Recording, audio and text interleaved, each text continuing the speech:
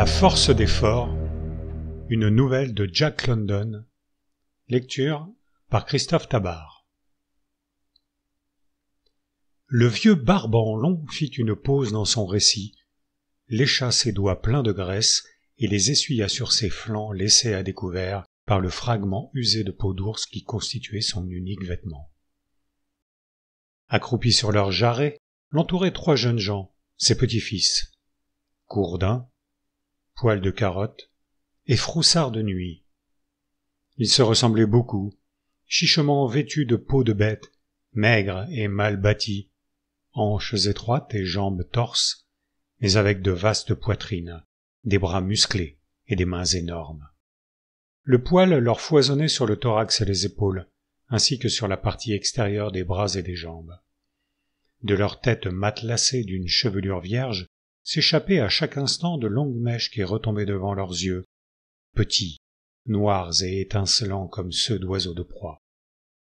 Leurs orbites étaient rapprochées, leurs pommettes écartées, leurs mâchoires inférieures proéminentes et massives. Sous la voûte étoilée s'étageaient des chaînes de montagnes couvertes de forêts. Très loin, le reflet d'un volcan rougissait le ciel. Derrière eux s'entr'ouvrait la sombre caverne d'où soufflait un courant d'air intermittent. Devant eux, tout près, flambait un feu. À côté gisait la carcasse à demi dévorée d'un ours, que surveillaient à distance plusieurs gros chiens hirsutes et pareils à des loups. Chaque homme avait posé près de lui son arc, ses flèches et sa massue, et à l'orifice de la caverne étaient appuyés plusieurs javelots rudimentaires. « Voilà comment nous quittâmes la caverne pour l'arbre, » résuma le vieux Barban long. Ils éclatèrent de rire comme de grands enfants à cette évocation d'une vieille histoire. Barban long en fit autant, et la cheville d'os de 10 centimètres qui lui traversait le cartilage du nez se mit en branle, ajoutant à la férocité de sa physionomie. Naturellement, la phrase ci-dessus ne ressemble guère à la série de sons animaux qui sortirent de sa bouche et qui signifiaient la même chose. Et tel est mon premier souvenir de la vallée de la mer, reprit Barban long. Nous étions une bande de sots qui ignorions le secret de la force. Car chaque famille vivait seule et se débrouillait par elle-même. On en comptait 30, mais elles ne s'entraidaient pas, ne se faisaient pas de visites et se craignaient mutuellement. Au sommet de notre arbre, nous construisîmes une hutte de roseaux sur une plateforme où nous empilâmes de grosses pierres destinées aux crânes de visiteurs éventuels. En outre, nous avions nos javelots et nos arcs, et ne passions jamais sous les arbres d'autres familles. Mon frère s'aventura une fois sous l'arbre du vieux Bou-Ouf. Il eut la tête cassée, tout simplement. Ce vieux Bou-Ouf était très fort, capable, paraît-il, d'arracher la tête d'un homme. Je n'ai jamais entendu dire qu'il l'ait fait, parce que personne ne lui en fournit l'occasion, mon père moins que tout autre. Un jour que celui-ci se trouvait sur la grève, Bou-Ouf se mit à la poursuite de ma mère. Elle ne pouvait courir vite, ayant reçu la veille un coup de griffe d'ours dans la montagne, où elle ramassait des baies. Bou-Ouf l'attrapa et l'emporta dans son arbre. Mon père n'osa jamais la reprendre. Il avait peur, et le vieux Bou-Ouf lui faisait des grimaces. D'ailleurs, mon père ne s'en souciait guère. Bras de Fer, un des meilleurs pêcheurs, était également un homme fort. Un jour qu'il grimpait sur les rochers pour dénicher des œufs de mouette, il tomba de la falaise. À la suite de cet accident, il perdit toutes ses forces, toussa continuellement, et ses épaules se rapprochèrent. Alors mon père prit la femme de Bras de Fer, et quand le mari vint tousser sous notre arbre, mon père éclata de rire et lui jeta des pierres. Telles étaient nos façons d'alors. Nous ne savions pas devenir forts en unissant nos forces. Un frère aurait-il pu enlever la femme de son frère ?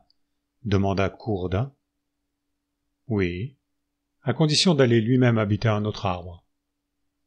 Nous ne faisons plus de choses pareilles, observa Froussard de Nuit. Parce que j'ai enseigné de meilleures façons à vos pères. Barban long allongea sa patte velue vers le rôti d'ours et saisit une poignée de graisse qu'il suça d'un air absorbé.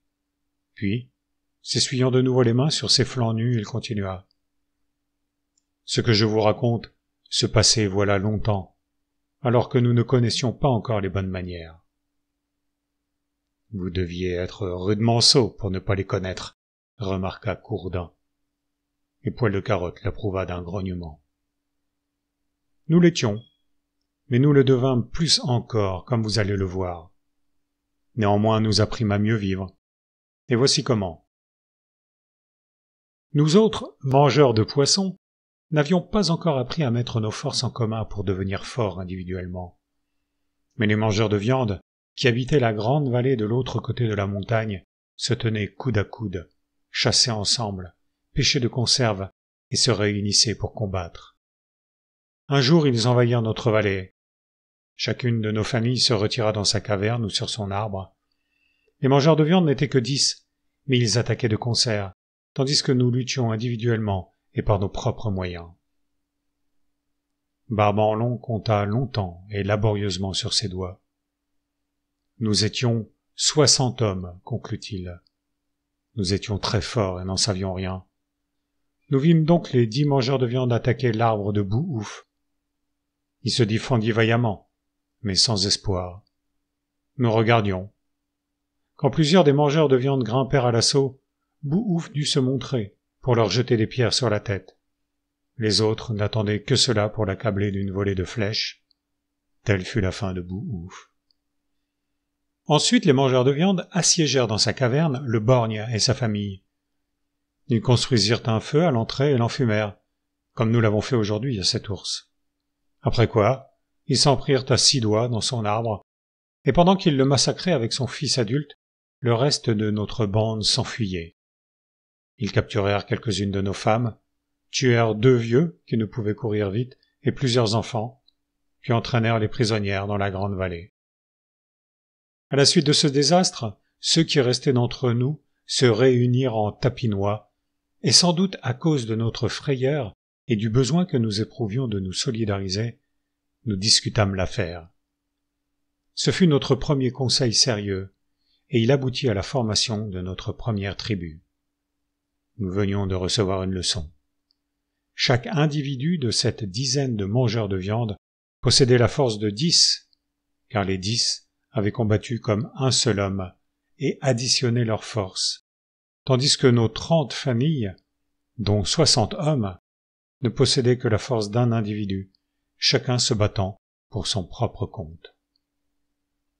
Ce fut une fameuse palabre, difficile cependant, car nous ne possédions pas, pour nous expliquer, les temps modernes inventés par plusieurs d'entre nous, mais surtout par le scarabée. Malgré tout, nous tombâmes d'accord pour réunir toutes nos forces et lutter comme un seul homme la prochaine fois que les mangeurs de viande franchiraient la crête pour venir voler nos femmes. Et telle fut l'origine de la tribu. Nous postâmes 2 hommes sur la crête, l'un de jour, l'un de nuit, pour surveiller les mouvements des mangeurs de viande. Ces 2-là représentaient les yeux de la tribu. En outre, 10 hommes armés de leurs arcs, flèches et javelots devaient se relayer, toujours prêts au combat. Auparavant, quand un homme allait quérir du poisson, des coquillages ou des œufs de mouette, il emportait des armes et passait la moitié de son temps sur le qui-vive. Désormais, les pourvoyeurs sortirent sans armes et employèrent tout leur temps en quête de victuailles. De même, quand les femmes allaient dans la montagne chercher des racines ou des baies, 5 hommes armés les accompagnaient. Et sans relâche, jour et nuit, les yeux de la tribu veillaient sur la crête. Cependant, des difficultés surgirent, au sujet des femmes, comme toujours. Les hommes sans femmes désiraient celles d'autrui, et de temps à autre, l'un d'eux avait la tête fracassée ou le corps traversé par un javelot. Tandis qu'une des sentinelles se trouvait de garde sur la crête, un autre homme lui enlevait sa femme, et le veilleur descendait se battre. Puis l'autre veilleur, redoutant un sort pareil, descendait également. Des querelles du même genre éclataient entre les 10 hommes toujours en armes, si bien qu'ils se battaient 5 contre 5 et que certains d'entre eux s'enfuyaient vers la côte, poursuivis par les autres. En fin de compte, la tribu demeurait sans protection et aveugle. Loin de posséder la force de 60, nous n'avions plus de force du tout. Réunis en grand conseil, nous établîmes nos premières lois. Je n'étais guère qu'un bambin à l'époque, mais je m'en souviens comme si cela datait d'hier. Pour être forts, disait-on, nous ne devions pas nous battre entre nous. Dorénavant, tout homme qui en tuerait un autre serait tué par la tribu. D'après une autre loi, quiconque volerait la femme du voisin serait également mis à mort. Car si le possesseur d'un excédent de force l'employait contre ses frères, ceux-ci vivraient dans la crainte, la tribu se désagrégerait et nous redeviendrions aussi faibles que quand les mangeurs de viande étaient venus nous envahir et tuer Bououf. Phalange Dure était un homme fort, très fort, n'obéissant à aucune loi. Il ne connaissait que sa propre force et s'en prévalut pour ravir la femme de Trois Coquilles. Celui-ci essaya de se battre, mais l'autre lui écrabouilla la cervelle d'un coup de massue. Phalange Dure avait oublié notre résolution d'unir toute notre énergie pour maintenir la loi. Nous le tuâmes au pied de son arbre et pendîmes son cadavre à une branche pour démontrer la toute-puissance de la loi, cette force commune. Survinrent d'autres ennuis, car sachez, Courdin, Poil de Carotte et Froussard de Nuit, qu'il devenait très difficile de réunir en conseil tous les membres de la tribu à propos de toutes sortes de raisons, quelquefois même de vétilles. Nous tenions conseil le matin, à midi, le soir, voire en pleine nuit, et nous ne trouvions plus le temps de chercher la pitance, car il restait toujours quelques points à régler, quand il s'agissait par exemple de nommer de nouveaux veilleurs au poste de la montagne, ou de fixer la ration des hommes armés qui ne pouvaient se nourrir eux-mêmes. Nous éprouvions le besoin d'un homme choisi pour toutes ces besognes, d'un chef qui représenterait la voix du conseil et lui rendrait compte de ses propres actes. Nous élûmes à cet emploi un homme fort et très habile nommé Fit-Fit, parce que dans ses colères, il émettait un bruit analogue à la menace d'un chat sauvage. Les 10 gardes de la tribu reçurent l'ordre de construire un mur de pierre à travers la gorge de la vallée. Femmes et adolescents aidèrent à le consolider, ainsi que d'autres hommes. Après quoi, toutes les familles sortirent des cavernes ou descendirent des arbres et bâtirent des huttes de roseaux à l'abri du mur. Ces huttes étaient plus grandes et plus confortables que les habitations souterraines ou aériennes, et tout le monde vécut plus à l'aise, parce que les hommes avaient réuni leurs forces et formé une tribu. Grâce aux murs, aux gardes et aux sentinelles, il restait plus de temps aux autres pour chasser, pêcher et ramasser des racines ou des fruits sauvages. La nourriture devint plus abondante et meilleure, et personne ne souffrait plus de la faim. Alors Trois Pattes, ainsi nommé de ce qu'il s'était cassé les jambes dans son enfance et marchait avec un bâton, recueillit des graines de blé sauvage et les sema près de sa hutte. Il essaya aussi de planter diverses racines succulentes trouvées dans les vallées.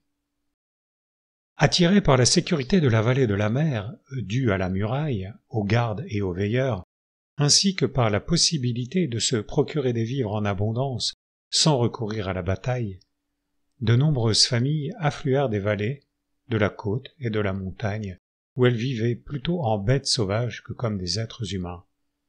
La population devint très dense, mais auparavant, la terre jusque-là libre et appartenant aux premiers venus fut partagée entre les occupants. Trois Pattes avait donné l'exemple de ce morcellement en semant son blé. Cependant, la plupart d'entre nous se souciaient peu du sol et regardaient comme une sottise la délimitation des terrains au moyen de petits murs de pierre. Nous trouvions des victuailles en abondance, et que fallait-il de plus? Je me souviens que mon père et moi aidâmes Trois Pattes à construire ces petits murs et qu'il nous donna du blé en retour. Ainsi un petit nombre de gens accaparèrent le terrain, et Trois Pattes en prit la plus grosse part. D'autres possesseurs de l'eau les donnèrent aux premiers établis en échange de blé, de racines, de peaux d'ours et du poisson que les fermiers recevaient des pêcheurs contre leurs grains. Et nous ne tardâmes guère à constater la disparition de tout le terrain. Vers la même époque, Fit-Fit mourut, et Dent de Chien, son fils, fut élu chef. Du moins, il demanda à l'être, parce que son père l'avait été avant lui. De surcroît, il se considérait comme un plus grand chef que son père. Il fut excellent chef au début et travailla dur, de sorte que le conseil avait de moins en moins de besogne. Alors une nouvelle voix s'éleva dans la vallée de la mer, celle de Lèvres tordues. Nous ne faisions guère attention à lui, jusqu'au moment où il commença de converser avec les esprits des morts. Plus tard, nous l'appelâmes Gros Bedon, parce que, mangeant beaucoup et ne travaillant guère, il devenait rond et gras. Un jour, Gros Bedon nous déclara qu'il détenait les secrets des morts et qu'il était le porte-parole de Dieu. Il se lia d'amitié avec Dent de Chien, qui nous ordonna de construire une hutte de roseaux pour son favori. Ce dernier mit des tabous tout autour et y enferma Dieu.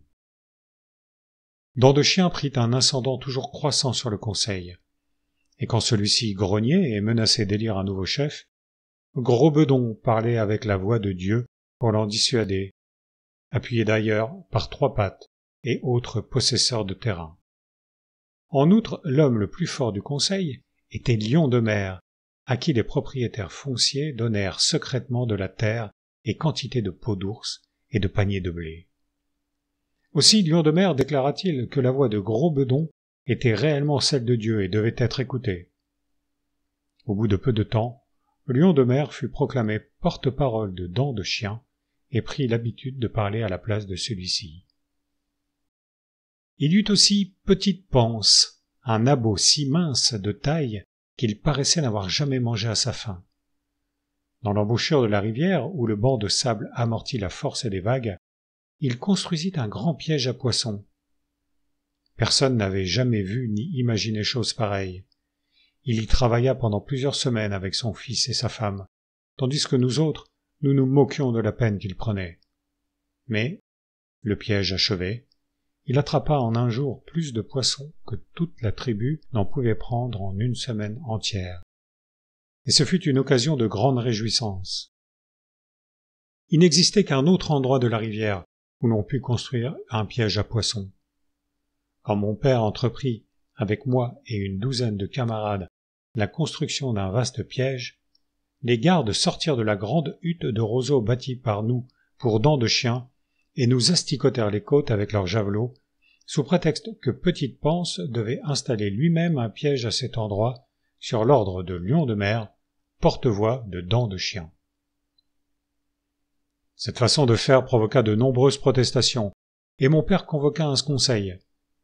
Mais comme il se levait pour prendre la parole, Lion de Mer lui perça la gorge d'un javelot, et il mourut sur le coup. Dent de Chien, Petite Panse, Trois Pattes et tous les détenteurs de terrain proclamèrent leur approbation, et Gros Bedon proclama que telle était la volonté de Dieu. Après quoi les gens appréhendèrent de se lever pour ouvrir la bouche dans le conseil, et ce fut la fin de cette institution. Un autre individu, nommé Groin de Porc, inaugura l'élevage des chèvres, dont il avait entendu beaucoup parler chez les mangeurs de viande. Il ne tarda pas à posséder quantité de troupeaux. D'autres hommes qui, ne détenant ni terre ni piège à poissons, seraient morts de faim autrement, s'estimèrent heureux de travailler pour Groin de Porc. Il soignait ses chèvres, les défendait contre les chiens sauvages et les tigres, et les conduisait au pâturage dans la montagne. En retour, Groin de Porc leur distribuait de la viande et des peaux de chèvre, qu'ils échangeaient parfois pour du blé et des racines succulentes. Ce fut à cette époque qu'apparut la monnaie. Lion de Mer fut le premier à y songer, et il en parla à Dent de Chien et Gros Bedon. Ces trois hommes, voyez-vous, possédaient une part de toute chose dans la vallée de la mer. Un couffin de blé sur 3 leur revenait, un poisson sur 3, une chèvre sur 3. En revanche, ils nourrissaient les gardes et veilleurs, et se réservaient le reste. Parfois, quand la pêche était abondante, ils ne savaient que faire de leur part. Aussi, Lion de Mer embaucha-t-il des femmes pour fabriquer de la monnaie en coquillage, des piécettes rondes et bien polies et percées d'un trou qu'on enfilait et dont chaque chapelet représentait une certaine valeur. Chacun de ces chapelets équivalait à 30 ou 40 poissons. Mais aux femmes qui confectionnaient un de ces chapelets par jour, il allouait tout simplement 2 poissons. Ce poisson provenait des parts de Dent de Chien, Gros Bedon et Lion de Mer, qu'ils ne pouvaient consommer entièrement. Ainsi, toute la monnaie leur appartenait. Puis ils déclarèrent à Trois Pattes et autres propriétaires de terrain qu'il fallait désormais leur payer en monnaie leur part de blé et de tubercules. Ils réclamèrent de la monnaie à Petite Panse pour leur part de poisson, et en exigèrent de groins de porc pour leur part de chèvre et de fromage. Ainsi, l'homme qui ne possédait rien travaillait pour celui qui avait quelque chose et était payé en monnaie. Avec ce moyen d'échange, il achetait du blé, du poisson, de la viande et du fromage. Trois Pattes et autres possesseurs de diverses choses payaient leur part en monnaie à Dents de Chien, Lion de Mer et Gros Bedon. Ils payaient en monnaie les gardes et veilleurs, qui achetaient leur nourriture avec de la monnaie. Celle-ci étant bon marché, Dents de Chien recruta un grand nombre de nouveaux gardes. D'autre part, les piécettes étaient faciles à faire. Beaucoup d'hommes se mirent à en fabriquer eux-mêmes avec des coquillages. Mais les gardes les percèrent de javelots et de flèches, parce qu'ils essayaient de démanteler la tribu. C'était un crime de la démolir, car alors les mangeurs de viande franchiraient de nouveau la crête et viendraient massacrer tout le monde. Gros Bedon était la voix de Dieu, mais il ordonna prêtre un certain Côte-Brisé, qui devint la voix de Gros Bedon, et parla pour lui la plupart du temps, et tous deux prirent d'autres hommes pour les servir. De même, Petite Panse, Trois Pattes et Groin de Porc entretinrent des serviteurs vautrés au soleil devant leur hutte de roseaux, toujours prêts à faire leur commission et transmettre leurs ordres. Un nombre d'hommes de plus en plus grand fut ainsi enlevé au travail, de sorte que ceux qui restaient durent travailler plus que jamais. Le désir de ces gens était de ne rien faire, et de trouver des moyens de faire trimer les autres pour eux. Un nommé Zieux Bigle découvrit un excellent moyen. Il réussit à extraire du grain la première liqueur ardente. Désormais il se la coula douce, car dans un conciliabule secret avec Dents de Chien et Gros Bedon, il fut convenu qu'il garderait le monopole de cette fabrication. Mais Zieux Bigle ne travaillait pas lui-même. Les hommes produisaient la liqueur pour lui, et il les rétribuait en monnaie, puis il vendait la liqueur pour de la monnaie, et tout le monde en achetait. Et il donna de nombreux chapelets de monnaie à Dents de Chien, Lion de Mer et tous les autres. Gros Bedon et Côte-Brisé défendirent la cause de Dents de Chien quand il prit une seconde femme, puis une troisième. Ils déclarèrent que Dents de Chien différait des autres hommes et se rangeait tout de suite après le dieu que Gros Bedon gardait dans son sanctuaire de roseaux. Dents de Chien affirma la même chose de son côté et demanda de quel droit on protesterait sur le nombre de femmes qu'il lui plaisait de prendre. Il se fit construire une grande pirogue et enleva encore au travail certains hommes qui restaient allongés au soleil, sauf quand Dents de Chien se promenait en bateau et qu'il pagayait pour lui. Il nomma chef de tous les gardes un nommé Face de Tigre, qui devint son bras droit, et quand un homme lui déplaisait, il le faisait tuer par lui. Face de Tigre, à son tour, prit pour bras droit un autre individu, pour commander en son nom et tuer à sa place. Mais le plus étrange est qu'à mesure que le temps s'écoulait, nous autres travaillions de plus en plus dur et trouvions de moins en moins à manger. Cependant, objecta Froussard de Nuit, qu'étaient devenus les grains, les racines succulentes et les pièges à poissons? Le travail humain ne pouvait-il plus produire de nourriture? Que si, affirma Barbanlon. 3 hommes avec le piège parvenaient à prendre plus de poissons que toute la tribu avant sa construction. Mais ne vous ai-je pas dit que nous étions des sots? Plus nous produisions de nourriture, moins nous avions à manger. N'est-il pas évident que les nombreux hommes qui ne faisaient rien mangeaient tout? Demanda Poil de Carotte. Barbanlon hocha tristement la tête. Les molosses de Dents de Chien étaient bourrés de viande, et ses serviteurs allongés paresseusement au soleil s'engraissaient, cependant que les petits enfants s'endormaient en pleurant de faim. Incité par ce récit de famine, Courdin déchira un morceau de viande d'ours, la fit griller au bout d'un bâton sur les charbons ardents, et le dévora en faisant claquer ses lèvres, tandis que Barbanlon continuait. Lorsque nous grommelions, Gros Bedon se levait, et avec la voix de Dieu, déclarait que le Très-Haut avait élu les hommes sages pour posséder la terre, les chèvres, les pièges à poissons et la liqueur de feu, et que sans ces hommes sages, nous serions tous des animaux comme au temps où nous vivions dans les arbres. Alors surgit un homme qui devint le chanteur du roi. On l'appela le Scarabée, parce qu'il était petit, laid de figure et de corps, et ne réussissait pas à faire œuvre de ses 10 doigts. Il raffolait des os à moelle, des poissons de choix, du lait tiède des chèvres, du premier blé mûr et de la place la plus confortable près du feu.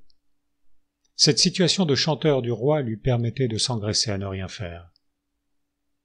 Comme le peuple murmurait de plus en plus, et que certains commençaient à lancer des pierres sur la hutte en roseau du roi, le scarabée composa une chanson pour célébrer le bonheur d'être un mangeur de poissons. Il disait dans sa chanson que les mangeurs de poissons étaient les élus de Dieu et les plus beaux hommes créés par lui.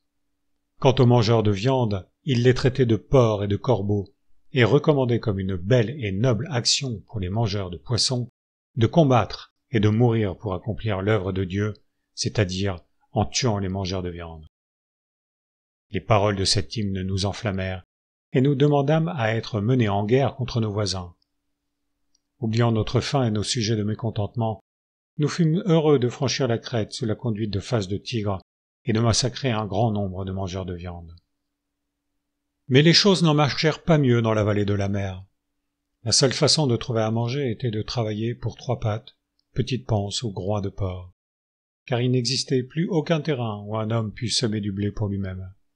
Et souvent, il y avait plus de travailleurs que ne pouvaient en occuper Trois Pattes et les autres. Ces hommes en surplus se trouvaient réduits à la famine, ainsi que leurs femmes, enfants et vieilles mamans. Face de Tigre leur ayant dit qu'ils pouvaient, à leur gré, entrer dans la garde, beaucoup d'entre eux s'enrôlèrent et n'accomplirent désormais d'autre besogne que de piquer de leurs javelots les hommes sans travail qui murmuraient de voir nourrir tant de bouses inutiles. Et chaque fois que nous protestions, le scarabée composait de nouvelles chansons. Il disait que Trois Pattes, Groin de Porc et leurs acolytes étaient des hommes forts, et que telle était la cause de leur richesse. Il ajoutait que nous devions nous estimer heureux d'avoir avec nous des hommes forts, sans lesquels nous péririons dans notre impuissance sous les coups des mangeurs de viande, et qu'il fallait en conséquence laisser à de tels personnages tout ce sur quoi ils pouvaient mettre la main. Et Gros Bedon, Groin de Porc, Face de Tigre et les autres applaudissaient à la chanson. « Très bien, dit Long Croc. Alors moi aussi je deviendrai un homme fort. » S'étant procuré du grain, il se mit à fabriquer de la liqueur ardente et à la vendre pour des chapelets de monnaie. Comme Vieux Bigle se plaignait de la concurrence, Long Croc déclara qu'il était lui-même un homme fort, et que si Vieux Bigle continuait à causer du scandale, il lui écrabouillerait la cervelle. Vieux Bigle, intimidé, alla converser avec Trois Pattes et Groin de Porc, et tous trois s'entretinrent avec Dents de Chien. Celui-ci en parla à Lion de Mer, et Lion de Mer dépêcha un message à Face de Tigre. Face de Tigre envoya ses gardes, qui brûlèrent la hutte de Long Croc avec la liqueur ardente de sa fabrication, et le tuèrent lui-même avec toute sa famille. Gros Bedon approuva cet acte, et le scarabée composa un autre hymne à la gloire de ceux qui observaient la loi, célébrant la vallée de la mer, et incitant tous ceux qui aimaient ce magnifique pays à partir en guerre contre les mangeurs de viande. Une fois de plus, son chant nous enflamma, et nous oubliâmes nos récriminations. Chose inouïe, quand Petite Panse attrapait trop de poissons et devait en vendre beaucoup pour peu d'argent, il en rejetait une grande partie dans la mer, de façon à tirer du reste un plus gros bénéfice. Trois Pattes, de son côté, laissait de vastes champs en friche dans le dessein de récolter plus d'argent de son blé. Enfin, comme les femmes confectionnaient tant de chapelets de coquillages qu'il en fallait beaucoup pour effectuer le moindre achat, Dents de Chien arrêta la fabrication de la monnaie. Alors, les femmes, se trouvant sans travail, prirent la place des hommes. Occupé dans un piège à poissons, je gagnais un chapelet de monnaie tous les 5 jours. Mais quand ma sœur me remplaça, elle ne reçut qu'un chapelet tous les 10 jours. Les femmes travaillant à meilleur marché, on avait moins à manger, et Face de Tigre nous conseilla de nous faire garde. Cela m'était impossible à cause de ma jambe trop courte, et Face de Tigre ne voulut pas de moi. Beaucoup d'autres se trouvaient dans le même cas. Nous étions des hommes démolis, capables au plus de mendier, de l'embauche ou de soigner les nourrissons, pendant que les femmes trimaient. Poil de Carotte, à son tour, affamé par ce récit, fit griller un morceau de viande d'ours sur les charbons. Mais pourquoi ne vous révoltiez-vous pas tous ensemble pour tuer Trois Pattes, Groin de Porc, Gros Bedon et tous les autres, et trouvez de quoi vous mettre sous la dent, demanda Froussard de Nuit. Parce que nous ne saisissions pas, répondit Barbe en Long. Il fallait penser à trop de choses. Et puis, il y avait les gardes, qui nous criblaient de coups de javelot, et Gros Bedon, qui parlait de Dieu, et le Scarabée, qui entonnait de nouvelles chansons. Quand un homme pensait juste et exprimait sa pensée, Face de Tigre et les gardes l'emmenaient et l'attachaient sur les rochers à marée basse pour qu'il fût noyé à la marée montante. C'était un phénomène bien étrange, la monnaie, tout comme les hymnes du Scarabée. Cela sonnait très bien, mais ne valait rien, et nous étions lents à le comprendre. Dents de Chien se mit à amasser les coquillages. Il en entassa une énorme pile dans sa hutte de roseaux que les gardes surveillaient jour et nuit. Et plus il en amoncelait, plus il devenait cher, de sorte qu'un homme devait travailler plus longtemps pour en gagner un chapelet. Et puis on parlait toujours de guerre avec les mangeurs de viande, tandis que Dents de Chien et Face de Tigre entassaient, dans plusieurs huttes, du blé, du poisson sec, de la viande fumée et du fromage. Et alors que les vivres s'amoncelaient là, le peuple n'avait pas suffisamment à manger. Mais qu'importait. Chaque fois qu'il commençait à grogner trop fort, le Scarabée entonnait une nouvelle chanson. Gros Bedon déclarait que la voix de Dieu nous ordonnait de tuer les mangeurs de viande, et Face de Tigre nous conduisait de l'autre côté de la montagne pour massacrer les mangeurs de viande ou tomber sous leurs coups. On me jugeait inapte à faire un garde ou à m'engraisser en dormant au soleil. Mais en temps de guerre, Face de Tigre était bien heureux de m'emmener. Et quand nous avions ingurgité tous les vivres emmagasinés, nous cessions de nous battre et revenions en amonceler de nouveau. Vous étiez donc tous fous, commenta Courdin. Nous l'étions en vérité, reconnut Barbe en Long. Tout cela était bien étrange. Un certain Néfendu prétendait que tout allait de travers. Il admettait que nous devenions forts en additionnant nos forces. Il affirmait qu'au premier temps de la tribu, il était juste que les hommes dont la force constituait un danger pour elle fussent supprimés. Ceux, par exemple, qui cassaient la tête à leurs frères ou leur volaient leurs femmes. Or maintenant, disait-il, la tribu ne devenait pas plus forte, mais s'affaiblissait, parce que des hommes doués d'un autre genre de force lui faisaient du mal. Des hommes qui possédaient la force du terrain, comme Trois Pattes, la force du piège à poisson, comme Petite Panse, ou la force de toute la viande, comme Groin de Porc. Le seul moyen d'en sortir, concluait Néfendu, était d'enlever à ces hommes toute leur force mauvaise, de les mettre tous au travail sans exception, et de ne pas permettre de manger à qui ne travaillerait point. Néfendu, cependant, formulait des objections à cette théorie. On devait avancer et non reculer. On ne devenait fort qu'en unissant ses forces. Si les mangeurs de viande joignaient leurs forces à celles des mangeurs de poissons, il n'y aurait plus de guerre, de veilleurs ni de gardes. Et comme tout le monde travaillerait, la nourriture serait assez abondante pour que chacun n'eût à s'occuper que 2 heures par jour. Aussitôt le Scarabée reprit son refrain, accusant Néfendu de paresse, puis entonna la chanson des abeilles. C'était un hymne étrange, qui affolait ses auditeurs comme s'ils avaient bu de la liqueur ardente. Il s'agissait d'une ruche d'abeilles où s'était fait admettre une guêpe chapardeuse qui gobait tout le miel. La guêpe, paresseuse, leur disait qu'elle n'avait pas besoin de travailler et leur conseillait de faire alliance avec les ours, ces bons amis qu'on prenait bien à tort pour des voleurs de miel. Le Scarabée employait des expressions ambiguës pour faire comprendre aux auditeurs que la ruche signifiait la vallée de la mer, que les ours représentaient les mangeurs de viande et que la guêpe maraudeuse personnifiait Néfendu. Lorsqu'il chanta comment les abeilles suivirent les mauvais conseils de la guêpe jusqu'à ce que la ruche fût à 2 doigts de sa perte, le peuple se mit à gronder et grogner. Et quand le Scarabée proclama comment les bonnes abeilles se soulevèrent enfin et piquèrent à mort la guêpe, le peuple ramassa des pierres et lapida Néfendu jusqu'à ce que son cadavre disparût sous un monceau de rocailles. Et parmi ceux qui les avaient jetés, se trouvaient beaucoup de pauvres gens qui trimaient plus que de raison et mangeaient moins qu'à leur faim. Après la mort de Néfendu, un seul homme osa se lever pour dire ce qu'il pensait.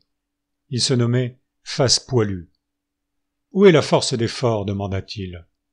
Nous sommes forts, nous tous, plus forts que dents de chien, faces de tigre, trois pattes et groins de porc, qui ne font que baffrer et nous affaiblir par leur force de mauvaise aloi.